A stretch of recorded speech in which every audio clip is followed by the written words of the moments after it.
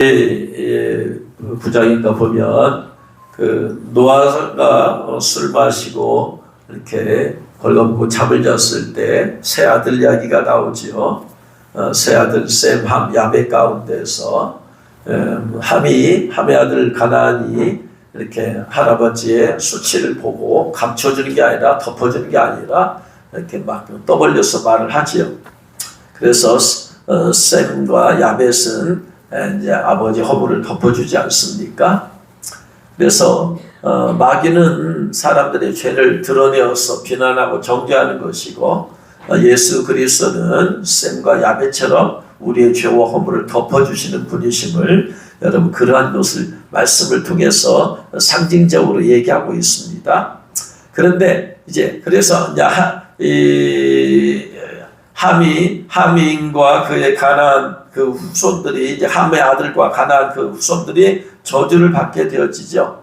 그래서 아이들이 이제 자라게 되어서 각 지역으로 흩어지게 되는데 셈이 아들들을 낳은 것을 창세기 10장 6절에서 말하고 있죠. 셈의 아들은 구스와 미스라임과 붓과 가나안이다.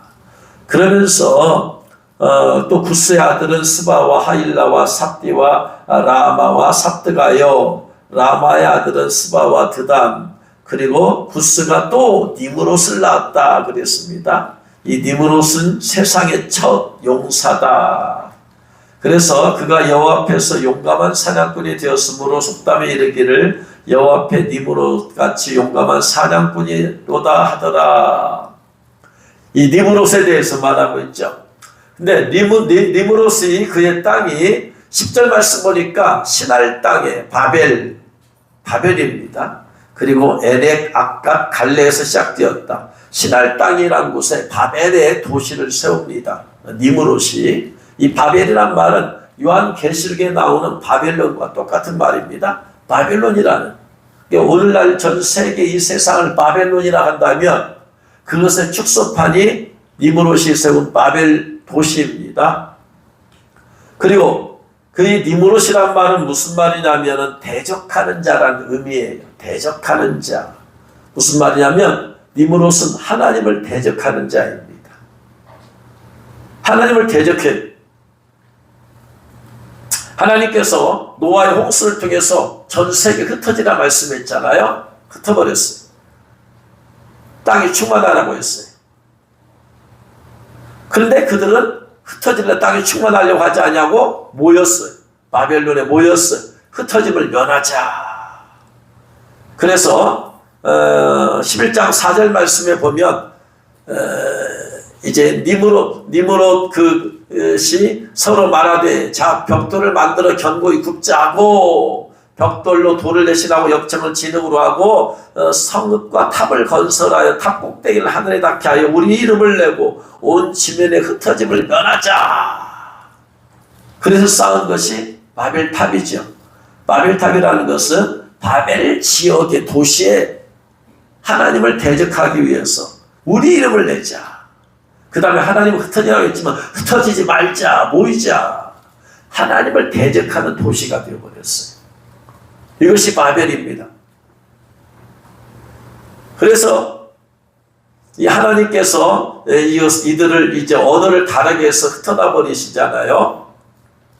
그래서 니므롯이라는 이름은 대적하다, 반역하다라는 것인데, 이 니므롯이 그 당시에 강력한 사냥꾼이 되어지고 강력한 왕의 권세를 가지고 사람들을 다스리고 통치하기 시작했습니다. 그래서 사람들은 영웅으로 추앙을 받았죠. 명성을 얻었죠. 그래서 홍수 이후에 최초의 왕국을 세웠어요. 그리고 그가 왕이 되었어요. 지도자가 되었어요. 그러니까 사람들은 저 니므롯이 혹시 구세주가 아니냐, 메시아가 아니냐, 저렇게 강력한 리더십을 발휘하고 그렇기 때문에 메시아가 아니냐, 그렇게 오해하는 사람들까지도 생겼다고 그럽니다. 그래서 유대 전통에 의하면 니므롯은 자신이 하나님보다 나는 더 강한 존재다. 나는 태양의 주인이다 라고까지 이렇게 주장을 했어요. 그래서 이 니므롯이 자기 아내를 얻는데 누구를 얻느냐면 자기 어머니를 아내로 삼아버립니다. 그래가지고 나라를 다스리는 거예요. 그런데 니므롯이 갑자기 죽게 되어집니다. 죽게 됐는데 어떻게 죽었느냐?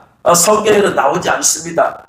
그런데 니므롯이 죽고 난 다음에 세상 사람들이 모든 권력과 모든 집중된 사람 바라보는 것이 니므롯인데 니므롯이 갑자기 죽어버리니까 큰일 났어요. 그래서 그의 어머니이자 아내인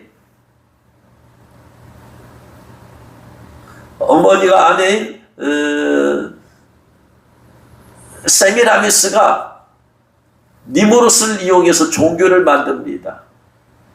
그래서 어떻게 하느냐면 니므롯은 메시아고 니므롯은 영웅인데 나는 이 니므롯을 낳은 사람이다 하면서 자기의 품 안에 니므롯을 자기가 안고 나는 그래서 이 영웅을 낳은 나는 이러한 사람이다. 쉽게 말하면 나는 성모다. 그렇게 해서 자기가 니므롯을 안고 있는 그것을 사람들에게 전파하면서 니므롯 이후에 자기가 그 나라를 다스리고 통치하려고 해서 그것을 이제 사람들에게 전파였어요. 그래서 사람들은 그렇게 자기들이 따르고 바라봤던 니므롯이 죽었는데 그 니므롯을 낳은 사람이 저 세미라미스이기 때문에 세미라미스를 우리는 그러면은 추앙해야 되겠다, 높여야 되겠다, 섬겨야 되겠다 했습니다. 그것이 오늘날 어디까지 왔느냐면 캐톨릭에서 성모 마리아가 아이를 안고 있는 그 모습이 니므롯에서부터 시작된 거예요. 이게 그 안에 세미라미스가 자기는 성모고 예수님이 우리의 구세주는 예수님이니까 예수님이 크게 돼야 되고 성모는 작게 돼야 되잖아요. 죄인 중에 한 사람이니까. 그런데 이때 세미라미스가 니므롯을 죽어버렸으니까 자기가 니므롯을 낳은 위대한 사람이다 하고 세미라미스는 죽었으니까 작은 아이로 만들어서 그 종교가 이 바벨론 종교예요. 그러면 니므롯이 그렇게 영웅이었던 니므롯이 어떻게 죽었느냐? 성경은 나오지 않죠. 성경은 나오지 않는데 그 얘기가 나오는 곳이 있습니다. 야살의 책이라는 게 있어요. 야살의 책. 성경에도 나오는 여호수아가 인용한 겁니다. 여호수아 10장 13절 말씀 보면 여호수아 10장 13절 말씀 보면 야살의 책이란 단어가 나오는데 자 태양이 머물고 달이 멈추기를 여호수아가 전쟁할 때 막 이기려고 하는데 태가 저물려고 하니까 태양아 머무르라 그렇게 해서 시간을 늘려가지고 전쟁에서 이긴 얘기가 나오잖아요. 그 태양이 머물고 달이 멈추기를 백성이 그 대적에게 원수를 갚기까지 하였느니라 야살의 책에 기록되어 있어요. 뭐라고 기록되어 있느냐? 자세하게 기록되어 있어요. 단순히 태양이 머물고 달이 멈추기를 백성이 대적에게 원수 갚기까지 하였느니라 라고 성경 그렇게 말하지만 야살의 책에는 좀 더 자세하게 나와 있어요. 태양이 중천에 머물러 서서 거의 종일토록 속히 내려가지 아니하였다. 고 기록되지 아니했느냐. 야살의 책에 기록이 되었대요. 야살의 책이 뭐냐 하면은요. 구약시대에 있었던 이야기 가운데서 성경에 기록되지 않은데 그것들을 자세하게 좀 풀어내야 될 것이 있어요. 그것을 기록해내온 게 야살의 책이야. 예를 들어서 또 사울이 죽잖아요. 전쟁에서 죽었을 때는 그냥 그 내용과 좀 보조적인 내용을 야살의 책에 또 기록되어 있다고 말을 해요.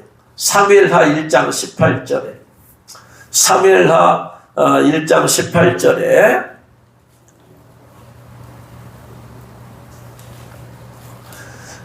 명령하여 그것을 유다 족속에게 다윗이 명령한 겁니다. 유다 족속에게 가르치라 하였으니 곧 활 노래다. 야살의 책에 기록되었을 때 그러니까 유다족 수백에 가르치라고 한 내용이 성경에 안 나오는데 야사렛 책에는 그 내용이 자세하게 나와 있다 이 말입니다. 그래서 야사렛 책에 기록되었으되 이스라엘아 내 영광이 산 위에서 죽임을 당하였도다.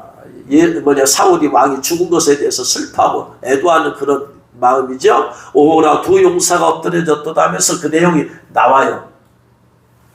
야사렛 책이 뭐냐? 분명히 여호수아도 인정했잖아요. 그 다음에 사무엘 하에도 인정한 책인데 성경에는 안 들어있어요. 성경에 안 넣어놨어요. 그래서 야사렛 책이 구약시대에 그 당시에 있었던 그 사건들에 대해서 추가적으로 상세히 기록한 책인데 이게 이제 야사렛 책이라는 겁니다. 한국어로 번역이 되어 있어요. 이게 두 권으로 번역이 되어 있는데 이 야사렛 책에 보면 니므롯 얘기가 나와요. 니므롯이 어떻게 죽임을 당한 것인가 얘기가 자세히 나옵니다. 그래서 니므롯이 이제 바벨의 도시에 나라를 세웠어요. 그리고 이제 나라를 다스리는데 그 당시 놀랍게도 그때 동시대 사람이 누구냐면 에서예요. 야사렛 책에 가면 니므롯과 동시대 사람이 에서야. 그런데 성경은 에서에 대해서 뭐라고 말해요? 뛰어난 사냥꾼이라고 하잖아요.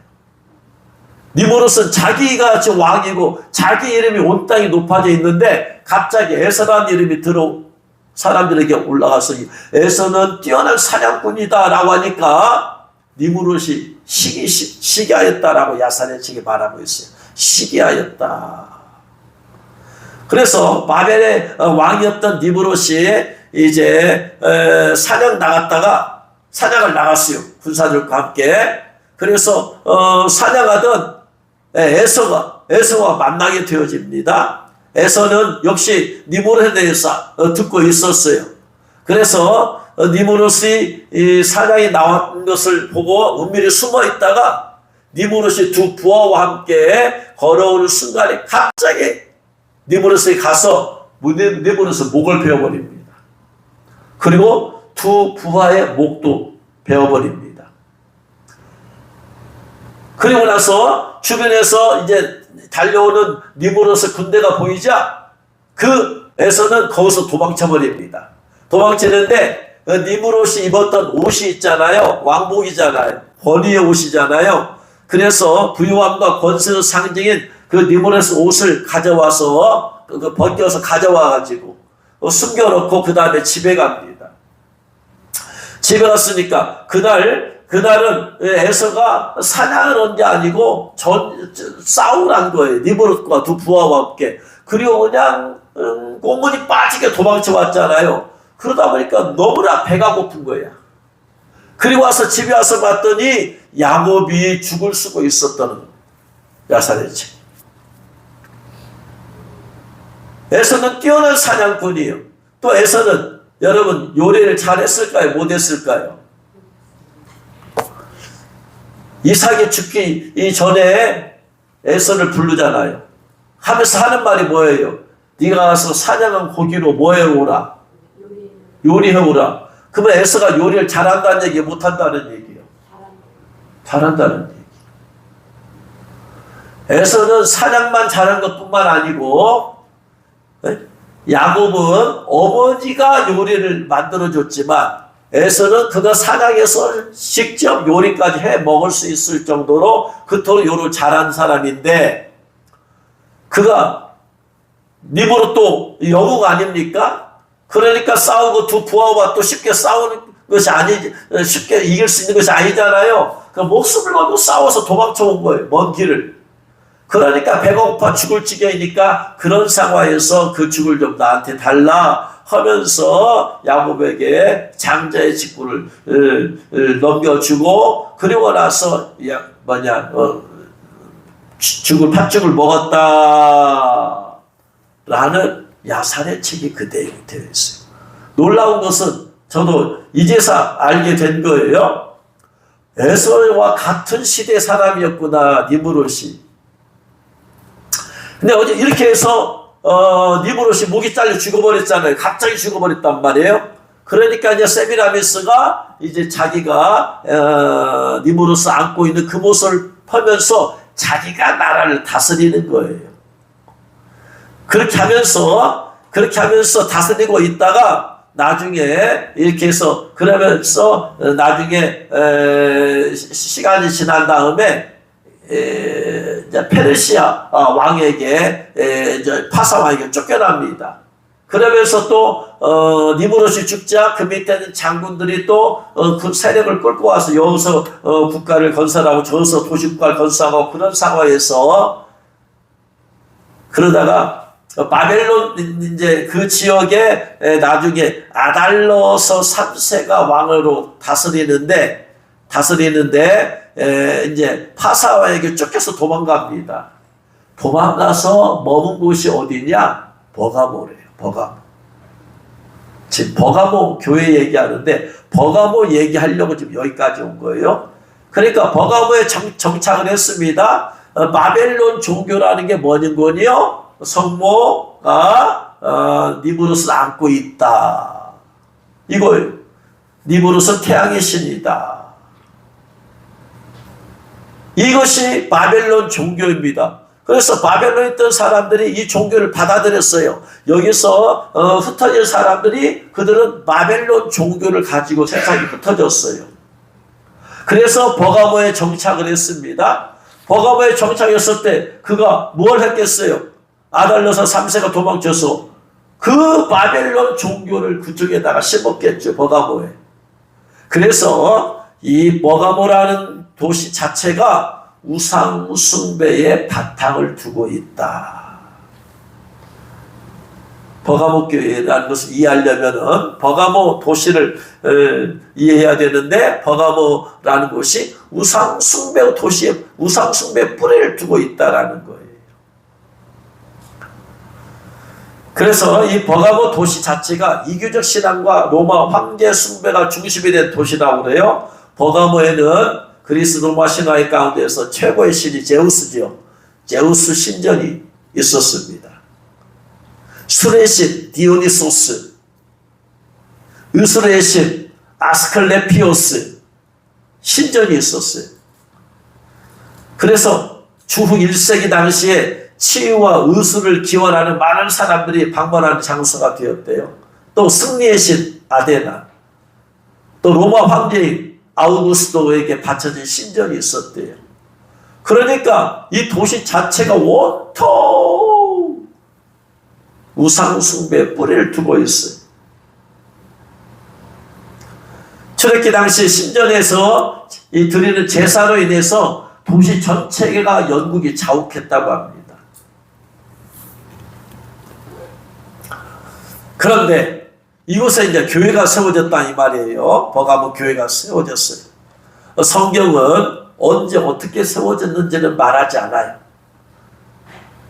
사도행전에 보면 사도 바울이 제2차 선교 여행 때 버가모를 지나쳤다라고 되어 있는데 그 후에 어떻게 또 했는지는 모르겠지만 어쨌든 이거란 곳에 버가모 교회가 세워졌어요. 특별히 버가모 교회 예배당에 세워진 것이 어디냐면요, 그곳에 오래된 이집트 신 세라피스를 섬기던 신전이 있었대요. 세라피스는 이집트 신으로서 우주를 지배하는 신이다. 그 다음에 기적적인 치유를 행하는 신이다 라고 그 당시 사람 그렇게 믿는 거예요. 세라피스 그런 신전이 있었는데 그 신전의 한 부분을 개척해가지고 개축해서 신전에 개축해가지고 거기다가 버가모 교회가 세워졌대. 그러니까 일반 땅이 아니고 우상 숭배의 신전을 개축해서 그래서 버가모 교회가 세워졌어요. 자, 이러한 배경에서 오늘 읽었던 계시록 2장 13절 말씀 보면 네가 어디에 사는지를 내가 아노니 거기에는 사탄의 권좌가 있는 데라. 사탄의 권좌가 있는 데다. 도시 자체가 완전히 우상에 쩌드는 도시예요. 더군다나 버가모 교회 자체가 이집트의 신 세라피스를 섬기고 있었던 신전에 그곳에 있었어요. 그러니까 사탄의 권좌죠. 어둠의 보좌가 있던 곳이죠. 어둠의 보좌가 있던 곳을 한쪽을 그렇게 해축을 해가지고 교회를 세웠으니 사탄의 권좌가 있는 데라. 여러분, 얼마 전에 제가 어떤 책을 잠깐 봤는데 어떤 목사님이 황룡사라는 절을 인수해서 그곳에다 교회를 세웠다는 얘기가 나왔어요. 어느 날 기도하는데 성령께서 그 목사님에게 이렇게 말씀하시더래요. 황룡사 주지를 찾아가라. 찾아가서 이렇게 말을 해라. 주가 쓰시겠다라고 합니다. 아니 황룡사 주지한테 가서 무슨 주가 쓰시겠다는 거예요? 근데 이 목사님은 그때부터 기도하는 거예요. 이게 자기가 생각해도 있을 수가 없는 일 아니에요. 예수님 믿는 사람한테도 이 말 해도 들똥말똥한데 뭔 주지한테 가서 기도하다가 주지를 절고 찾아갔어요. 그래가지고 왜 찾아오셨냐고 그랬더니 주가 쓰시겠다고 합니다. 그래가지고 그 절을 내다가 교회를 세워버렸어요. 할렐루야. 하긴 뭐 온 땅과 만물의 주인이 주님이시니까. 그런데 문제는 뭐냐? 절이 있었으면 그것은 어둠의 보좌예요, 보좌. 그 지역적으로 어둠의 권세가 강력하게 임재하는 곳이에요. 그러니까 거기에다가 교회를 세우면 그 교회에 전쟁이 벌어지는 거예요, 전쟁이. 전 어쨌든 간에 영적 전쟁에 대해서 아주 오랫동안 해와서 축사 오랫동안 했기 때문에 이런 것을 잘 알잖아요. 저 같으면 엄두를 못 낼 텐데. 왜냐하면 거기 가면 어둠의 보좌가 뿌리 박혀 있어. 왜 하나님께서 사울왕에게 아말렉과 싸워서 사울렉을 쳐서 멸하고 아이와 우양까지 소와 양까지 다 죽여버리라고 했느냐? 왜? 지역 자체가 우상숭배에 쩌드는 곳이야. 아무리 그들이 소가 좋고 양이 좋고 좋다 할지라도 이미 그들은 자라면서 그 지역에 쩌드는 어둠의 영들에게 완전히 깃들여져 있는 거야. 그러니까 그런 것들은 겉으로 볼 때 기름이 좋고 잘잘 흐르고 좋다 할지라도 어둠의 영역에 이미 그 안에서 자라난. 그 어떻게 축사할 거예요? 소 한 마리 축사할 거예요? 양 한 마리 축사할 거예요? 그래서 싹 다 죽여버리라고 한 거예요. 그러니까 어둠의 보좌가 있는 곳에 교회를 세우면 사실은 그때부터 영적 전쟁입니다. 저번에 예전에 한번 일본 선교사 이종현 선교사님 말씀을 드렸을 거예요. 그분 태권도 사범으로 하시다가 나중에 일본 선교사로 가셨어요. 그분이 이렇게 예전에 일본 찬양사에 갔을 때 그분의 섬기는 교회 가서도 찬양하고 했는데 그분이 교회에서 선교사로 나가기 전에 한국에서 교회를 개척했는데 어느 날 옆집에 점쟁이가 이사 오더래요. 그러더니 그날 밤부터 부부가 싸우기 시작하더래요. 점쟁이 집에 이사 왔는데 그날 밤부터 이상하게 막 싸우더래. 부부간에 말다툼이하고 막 언성을 높이고 계속 싸다 보니까 가만히 생각해보니까 이거 이상하더래. 아니 예전에는 안 그랬는데 어떻게 당신 나하고 이렇게 자꾸 작은 일에 막 성질 내고 막 화를 내고 싸우냐. 가만히 생각해보니까 이 점쟁이가 이사 오는 다음부터 그러더래. 이거 영적 전쟁이구나. 점쟁이만 온 게 아니라 점쟁이를 돕고 그와 함께하는 귀신들이 같이 온 거 아니에요. 그러니까 옆에 있는 교회 그 목사님 사모님 두 분에게 막 달라붙어가지고 싸우는 거 아니야. 안 되겠다. 저들을 쫓아내야 되겠다. 해가지고 그때부터는 깨닫고 나서 날마다 교회에서 기도하면서 저거 무너지고 찬성하고 기도하고 예배를 매일 드렸대요. 그러니까 두 분은 안 싸운데 그 다음부터 얼마 후부터 그 부부가 또 싸우더니 이번에는 그 점쟁이 부부가 맨날 목소리 높여서 막 티격태격 싸우고 결국은 그 점쟁이가 떠나가 버렸어요. 딴 집 이사가 버렸어요. 이게 영적 전쟁이에요, 전쟁. 저 같으면은 그 교회에 가서 교회를 세우라면 저는 엄두를 못 낼 텐데, 그런 걸 모르면 이제 쉽게 할 수 있겠지만, 어쨌든 간에 사탄의 권자가 있는 곳에 교회를 세웠어요. 겉으로 눈으로 볼 때는 아주 좋은 모습이에요. 하나님의 승리한 것 같지만 영적인 것으로 깊이 들어가면 거기는 영적인 전쟁이 벌어진다. 뭐가 똑같으냐? 집안 대대로 불교를 믿어요. 한 사람이 예수 믿고 구원받았어요. 그럼 뭐 하느냐? 그때부터 그 집안의 역사한 어둠의 영과 그 사람과 영적인 전쟁이야. 전쟁. 매일 전쟁이야. 전쟁. 왜? 그 집안 자체가 뭐다? 사탄의 권자가 있는데요.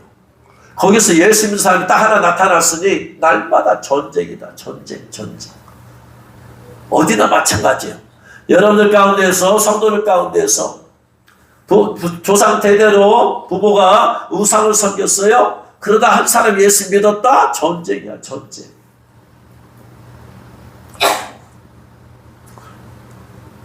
그래서 저번에 몇 주 동안 말씀을 듣던 김상호 씨 장로님, 마을 자체가 어둠의 권자가 있는데요. 그 가운데서 그 사람이 한 사람이 예수 믿었어요. 그러니까 어떻게 돼요? 마귀와 전쟁이야. 전쟁. 그 전쟁에서 결국은 어떻게 돼요? 죽기까지 하는 거야. 5딸이 죽고 아들 하나까지 죽기도 하는 거야. 전쟁이야. 결국 누가 죽인 거예요? 어둠의 영이 죽인 거야. 그런데 또 그다음 그 마을이 복음화 되려면 순교자의 피가 흘러야 되는 거예요. 어쨌든 간에 그들은 순교자의 피를 흘린 거야. 피를 흘림을 통해서 그 마을이 이제 정화가 되는 거죠. 이 나라도 마찬가지예요. 처음에 외국에서 복음을 두고 선교사에 들어왔을 때 처음에는 이 땅 밟아보지도 못하고 죽잖아요. 그렇게 해서 어둠의 권자가 있는 데 우리나라 자체가 조상 귀신 섬기는 나라.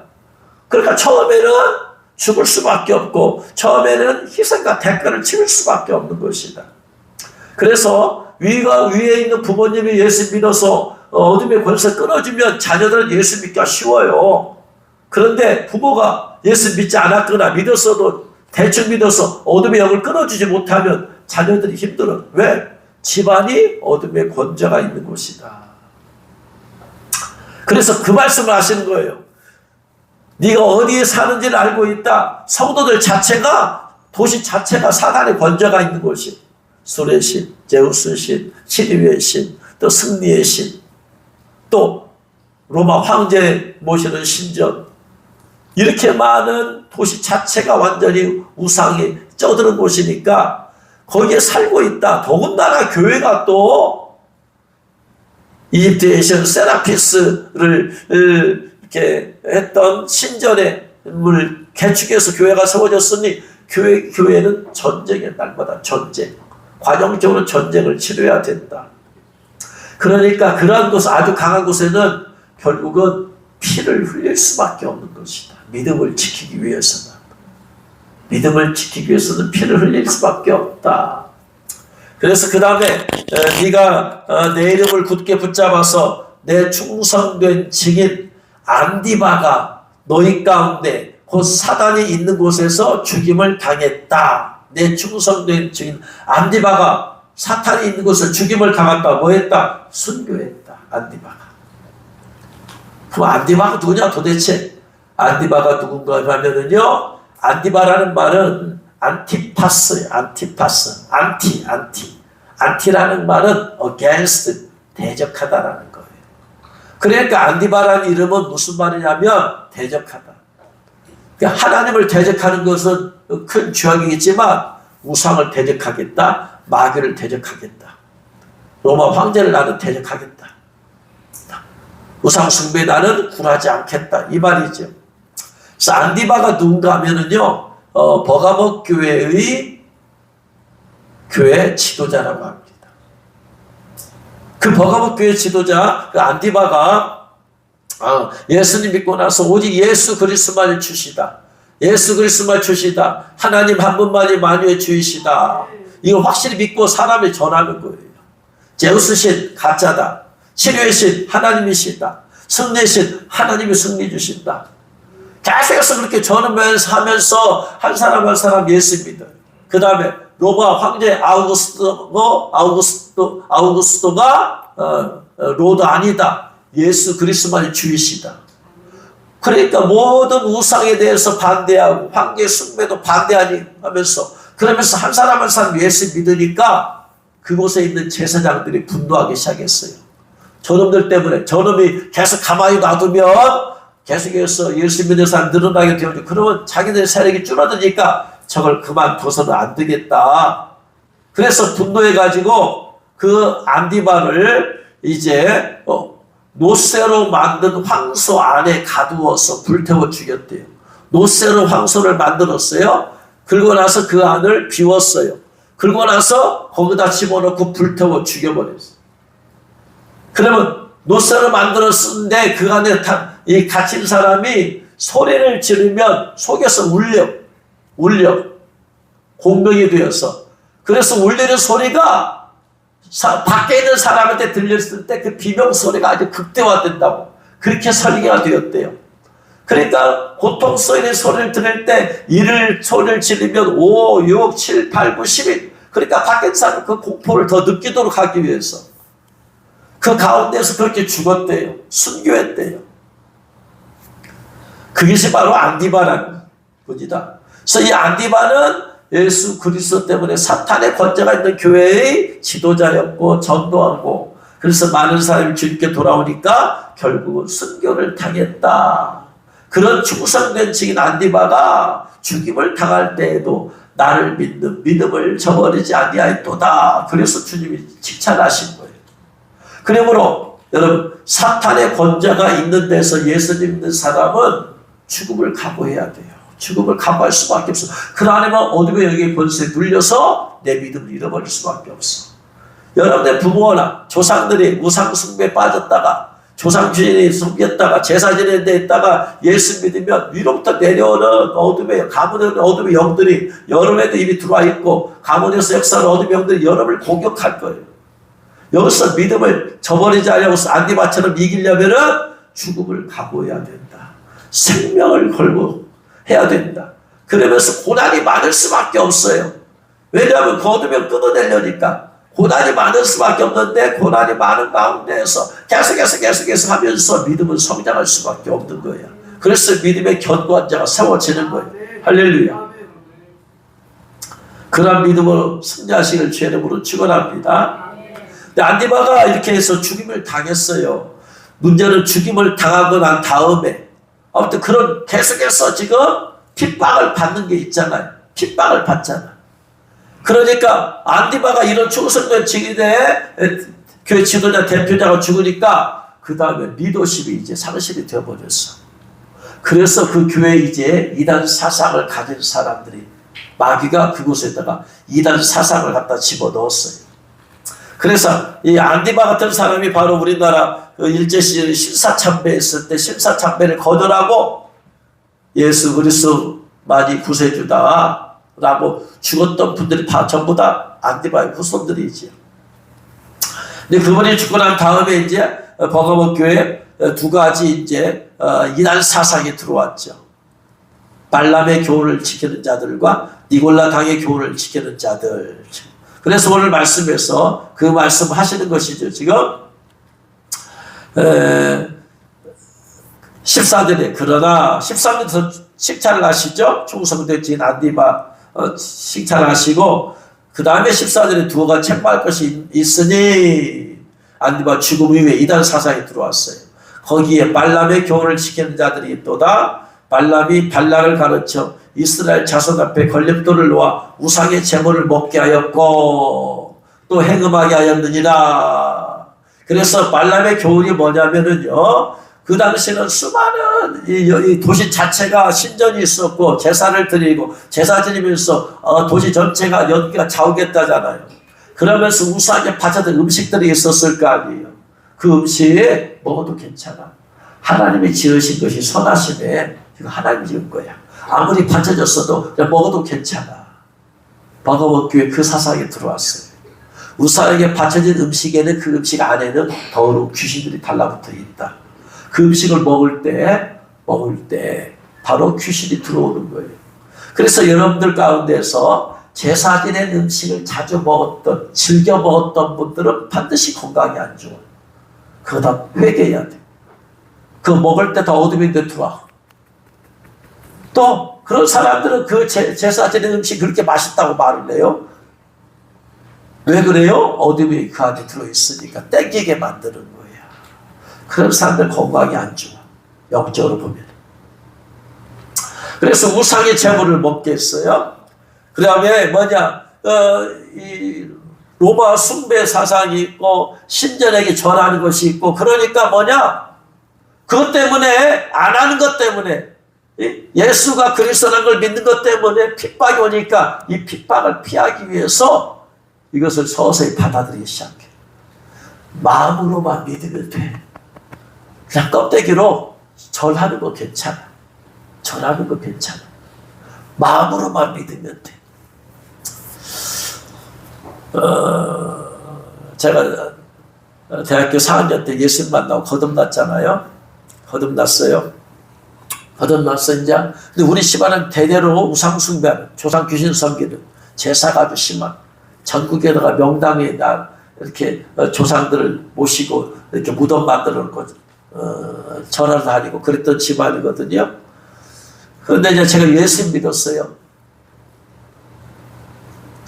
제가 예수 믿기 전까지는 아버님 따라서 어려서부터 그 제사 때마다 따라가서 절하고 산소 가서 절하고 그러면서 뭐 음식 하나씩 주면 얻어먹고 그렇게 살아왔어요. 근데 예수 믿고 나서 이제 두 가지 문제가 발생이 됐어요. 제가 그 당시에는 술을 잘 먹지는 못했지만 맥주를 한 잔씩 마시는 것이 있었어요. 야, 이거 맥주 어떻게 해야 되냐, 이거. 고민이 되었어요. 맥주를 어떻게 해야 되냐. 술을 취하지 말라 했으니까 취하지만 않으면 괜찮은가. 고민이 생겼어요. 어떤 분도 그런 분이 있잖아요. 술 마셔도 괜찮아. 취하지만 않으면 돼. 에베소에 취하지 말라고 했지. 나는 술 마실 때 안 취한다. 그래서 마시는 사람들이 있잖아. 제가 송천동에 있는 교회 음악전도서 갔을 때 교회에서 야외배를 갔어요. 야외배를 갔는데 이제 점심때가 되어서 점심을 먹잖아요. 뭘 먹는데 몇몇 집사들이 뭐라고 쑥덕쑥덕 그러는 거야. 집사들이. 뭐라고 쑥덕 그러는가 봤더니 그 수통에다가 술을 담아왔어. 술 병을 못 가져오니까 수통에다가 물통에다 술을 담아왔어. 그러면서 본인들끼리 지리에서 하면서 술 따라 마시는 거야. 이런 썩을. 거듭나지 아니한 사람들이 소리 집사가 돼가지고 그들끼리 모이는 거야. 다 알아. 왜냐? 술 마시면 뭐 그들끼리도 모여서 마셨을 거 아니야. 그러니까 지들끼리 썩다 해가지고 내가 가져왔어. 그러니까 좋다 마신. 고민을 했어요. 이거 마셔야 되냐 완전히 끊어야 되냐 고민하다가 어느 날 기도하는데 성령께서 완전히 끊어라. 주님께서 말씀하세요. 술은 완전히 끊어라. 그래서 마음에서 술 완전히 끊어야 되겠다. 이거 술 마시는 것 자체를 하나님이 기뻐하지 않는구나. 두 번째 이제 누가 돌아가셨어요. 친척 중에. 그래서 이제 돌아가셔서 이제 상가집에 갔어요. 그 당시는 장례식장이 없었어요. 집에서 했으니까. 집에서 가는데 제 마음에 고민이 되는 거예요. 안 갈 수 없고 가는데 문제는 뭐냐? 예전에는 다 상가집에 가면 그 앞에서 절해요, 안 해요? 다 절하잖아. 절하고 나서 그 다음에 상주하고 또 절하잖아. 고민이 되는 거예요. 고민이. 우리 집 전체가 다 그런 집안이야. 야, 이거 내가 어떻게 해야 되냐. 여기다 절해야 되냐 말해야 되냐. 절해야 되냐 말해야 되냐. 예수 믿고 거듭나가지고 이거 거기 가서 절해야 되냐 말해야 되냐. 절해야 되냐 말해야 되냐. 이거 어떻게 해서 절해야지 말해야 되나 한쪽에서는. 그런데 이거 집안 자체가 완전히 저런 집안에서 내가 절하지 않는다면 다 어르신들로부터 저런 싸가지 없는 놈이라고 손가락 받고 믿음이 완전히 서 있지 않으니까 고민이 되는 거예요. 계속 갈 때까지 고민인 거예요. 갈 때까지 고민돼서 결정을 못했어.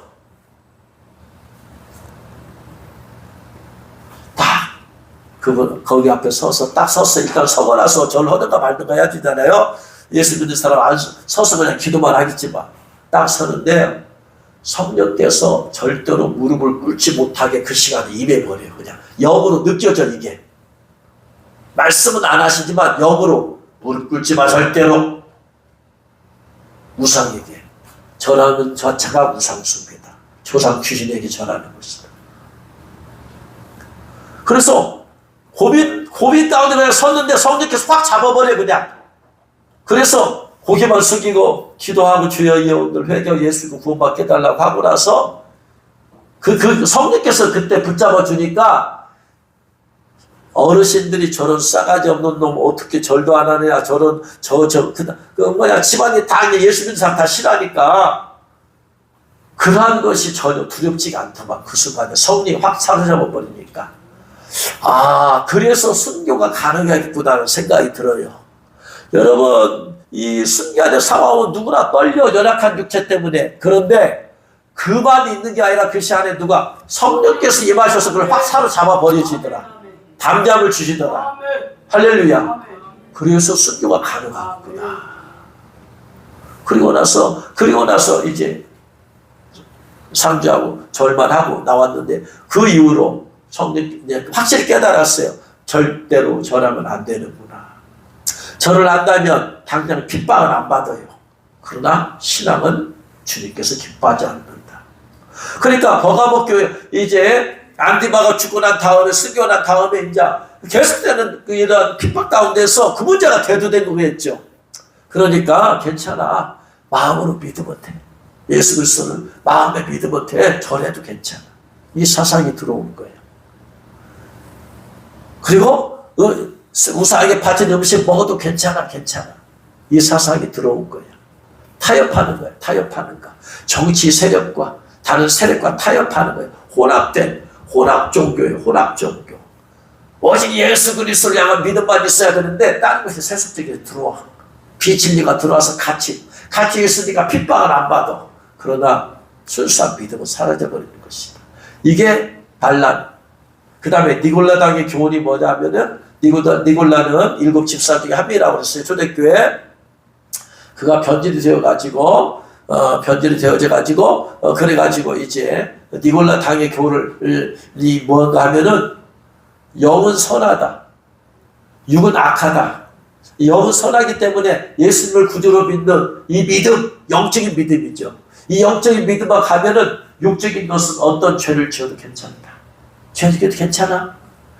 영적인 믿음만 갖고 있으면은 지옥 안 가.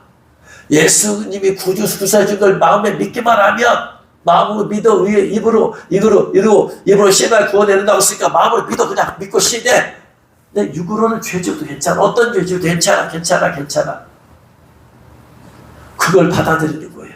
죄를 짓는 왜? 예수님 믿는 사람의 늘 저에게서 가장 큰 노이로제 중에 하나는 죄짓지 말아야 된다. 죄짓지 말아야 된다. 거룩하게 살아야 된다. 티끌만한 죄도 내 안에 머무르지 못하게 해야 된다. 거의 저는 매일 노이로제죠. 어때? 거룩한 노이로제죠. 죄와 싸워야 되니까 하루 이틀 싸우는 게 아니고 1년 365일 10년이고 20년이고 죽을 때까지 죽다 갈 때까지 죄와 싸워야 된다는 게 보통 스트레스가 아니야. 죄에 대해서 늘 경각심을 가지고 있어야 돼. 마귀가 언제 어떻게 날 미혹할지 모르니까.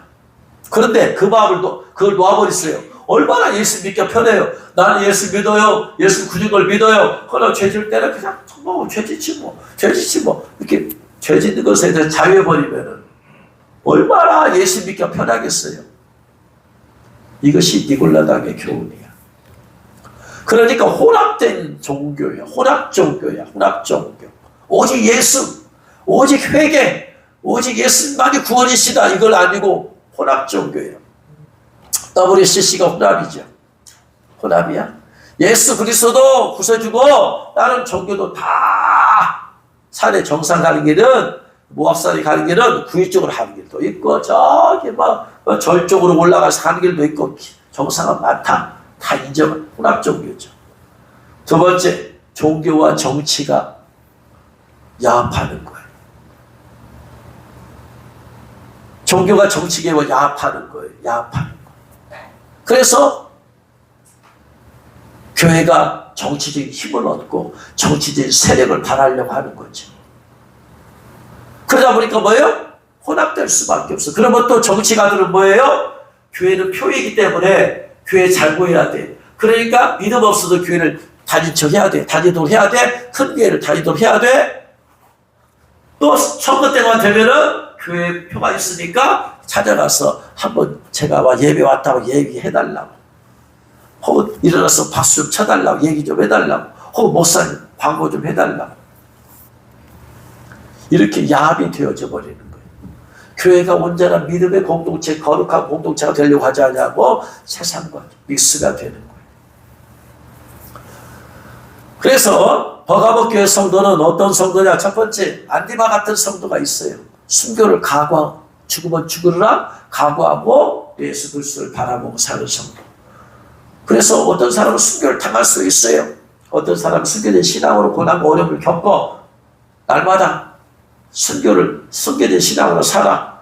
그러는 안디바 같은 성도가 있고, 그 다음에 말람의 교훈을 지키는 자들이 있어요. 뭘 먹어도 괜찮아. 그냥 먹는 것을 자유해버리고, 또한 우상 숭배에 대해서도 경각심 가지지 아니하고 마음속에 예수만 믿으면 돼. 그냥 마음속에 예수만 믿으면 술 좀 마셔도 괜찮아. 안 취하면 돼.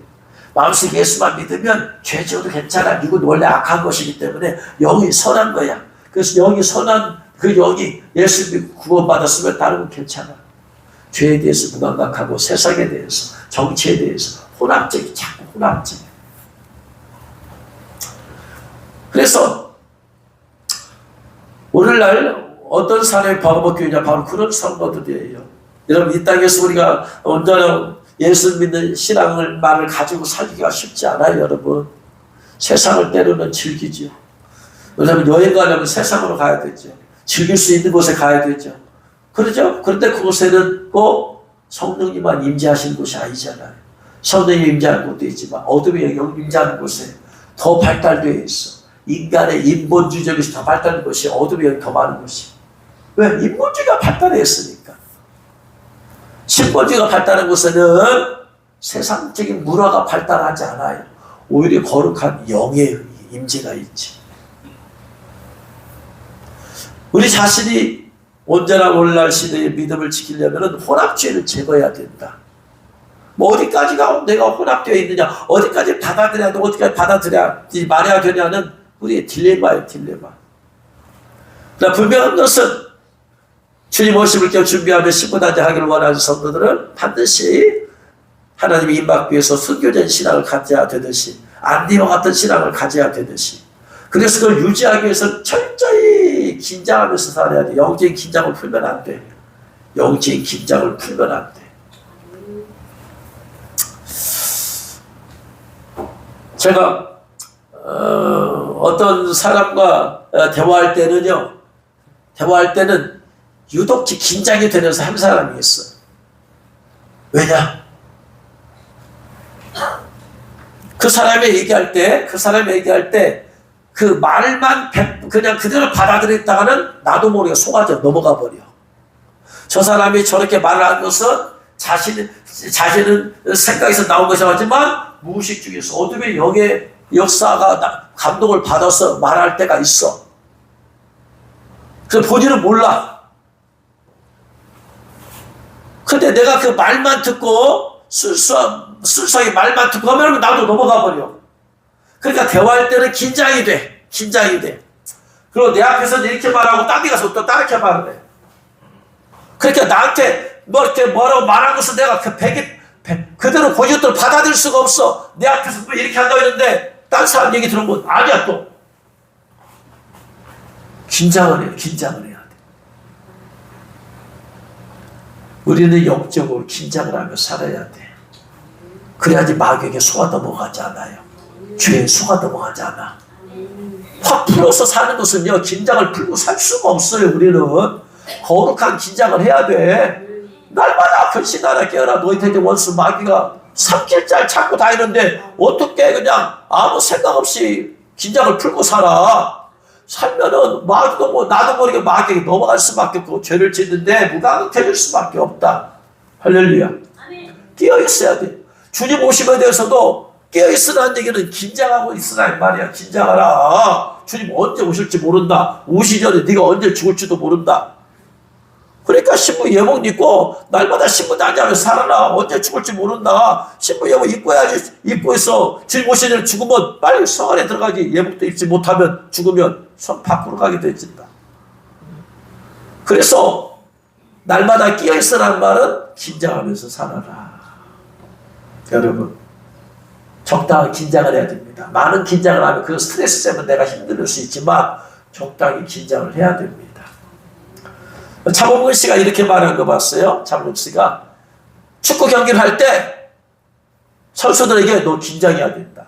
긴장해야 된다. 텐션을 끌어올려서 긴장해라. 긴장해라. 왜 그러니 오랫동안 축구 선수 있잖아요. 감독도 있잖아요. 긴장을 하지 않으면 다친대요. 왜? 언제 어떻게 태클이 들어올지 모르고 언제 어떻게 사람 부딪힐지 모른다라는 거예요. 긴장하고 있으라. 긴장해라. 몸도 마음도 긴장해야 된다. 그렇지 않으면 다친대요. 그래서 늘 긴장해야 된다. 경기할 때는 평상시 연습할 때는 긴장할 필요가 없잖아요. 그냥 연습을 하니까. 그러나 경기에 들어가면 긴장해야 된다. 우리의 삶에는 연습이 없어요. 우리의 삶은 모두가 실전이야. 현실이야.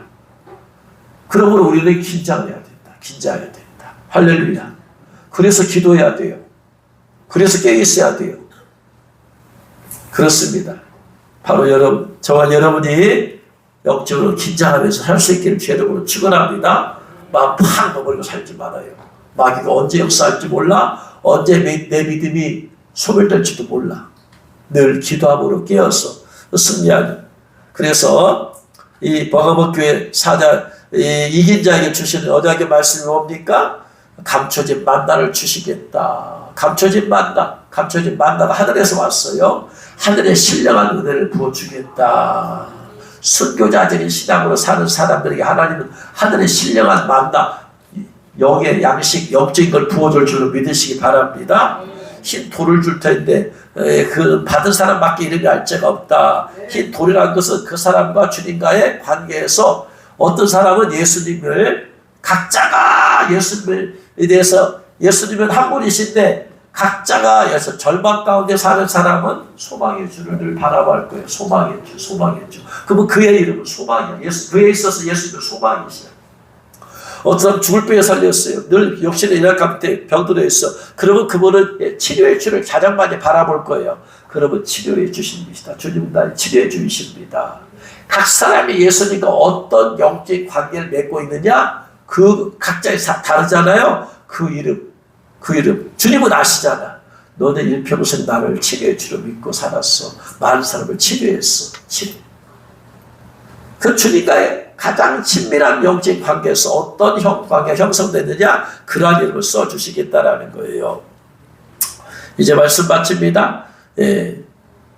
안디바 같은 그러한 순교된 신앙을 가지고 승리해서 계속해서 하나님께서 하늘의 신령한 만나를 먹여주시고 나중에 주님께서 우리가 늘 바라볼 때 주님 어떤 주님으로 바라보며 나아가는지를 보면서 주님께서 나의 각자에게 너는 나의 이것이야. 너는 나의 이것이야. 너는 나의 사랑이야. 너는 나의 위로가 되었어. 너는 나에게 소망을 주었어. 주님이 우리에 대해서 그런 것들에 대해서 이름을 받아서 천국에서 나중에 주님과의 그러한 충만한 은혜 가운데 거하기를 주의 이름으로 축원합니다. 기도하겠습니다. 말씀 들어